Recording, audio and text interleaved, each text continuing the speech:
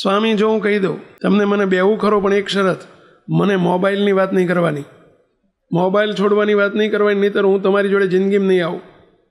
ખિસ્સામાં જ મોબાઈલ કાઢ્યો, સ્વામી જો આ મોબાઈલ હું જિંદગીમાં નહીં છોડું. તમે મોબાઈલ છોડવાની વાત કરો છો ને તો હું મંદિર છોડી દઈશ, તમને છોડી દઈશ. મારે નથી કરવો સત્સંગ, નથી જોતો મોક્ષ. મારા મા બાપને મેં કહી દીધું છે ને, પમદાડ મેં રાતે માર્યા હતા મારી મમ્મીને મા પપ્પાને. મને બહુ ટાઈટ કરતા હતા ને તે મેં માર્યા. કે મેં કીધું નહીં, તને ફોનનું નહીં કહું, તું બેસતો ખરો બેટા.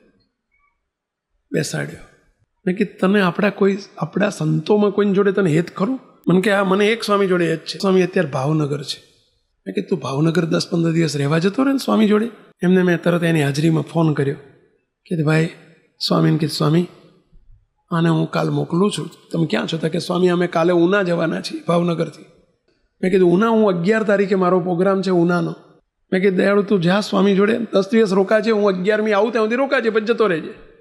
મને કે સ્વામી જો ઠીક લાગશે તો રોકીશ, નહીંતર ભાઈ હું તો 2 દાડામાં જતો રહીશ. અમે જ્યારે 11મીએ ગયા, એના કપાળમાં તિલક ચાંદલો જોયો મેં જતાની સાથે. હું રાજી થઈ ગયો, ખુશ થઈ ગયો. સાબાશ.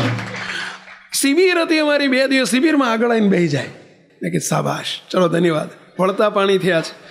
ત્રીજે દિવસે 3 દિવસ અમે રોકાયા, એક સભામાં 1 મિનિટ એને પાડી નથી. સામે આવીને બેસી જાય. અને જેવો નાનો હતો ને બેસી જતો હતો ને એવું જોયું મેં. હું બહુ રાજી થયો. ત્રીજે દિવસે અમે નીકળવાના હતા. હું 3 દિવસથી રાહ જોઉં છું કે સ્વામી મને બોલાવ્યા તો 10 મિનિટ સ્વામી જોડે બેહવા મળે તો સારું.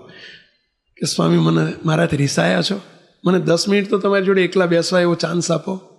મેં કીધું હું રાહ જોઉં છું, તું મને કહે છે?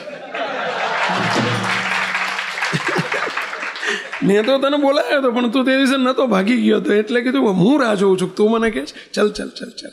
બોલો, એને મેં બાથમાં ઘાલીને ભેટી પડ્યો. મારી આગળ બેસીને ધ્રુસકે ખોળામાં માથું મૂકીને એટલો રડ્યો.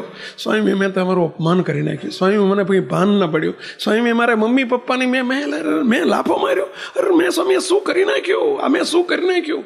સ્વામી આ મોબાઈલે મારું બગાડ્યું. સ્વામી ના જોઈએ, આજથી આ મોબાઈલ ના જોઈએ, એણે મારું બગાડ્યું જ કેવો. મને કે સ્વામી આજ પછી હું મોબાઈલ નહીં અડું. સ્વામી જ્યાં સુધી તમે આજ્ઞા નહીં કરો ત્યાં સુધી. આણે મારું બગાડ્યું અને બહુ રડ્યો. કે બસ હારાવા નથી. મુક્તો સુધરી ગયો. આજે સ્ટ્રેટ ફોરવર્ડ લાઈન ઉપર છે. મુક્તો તમને પ્રશ્ન પૂછું, જો એને કોઈ સંત સાથે હેત ન હોત તો તમારા કંટ્રોલમાં આજની પ્રજા રહેશે? હું તમને વિનંતી કરું છું, તમારા દીકરા દીકરીઓને તમે ભક્તિ નિવાસના મુક્તોના સંગમાં લાવજો અને દીકરાઓને મંદિરમાં લાવજો, સંતોનો ભેટો કરાવજો, તો તમારી ભવિષ્ય સલામત છે. નહીંતર તમારા હાથમાં ભવિષ્ય નથી. આ બહુ સાચી વાત કરું છું.